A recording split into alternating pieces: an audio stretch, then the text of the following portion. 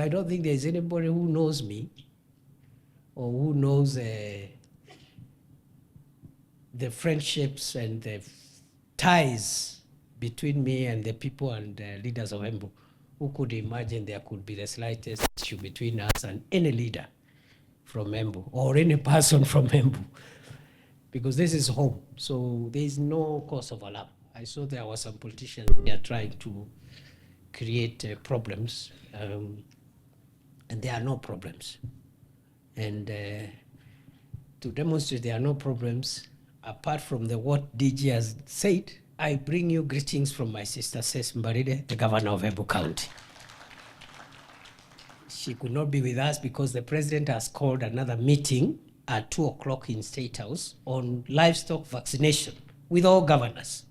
That's where she is. She could not be here and be back before 2.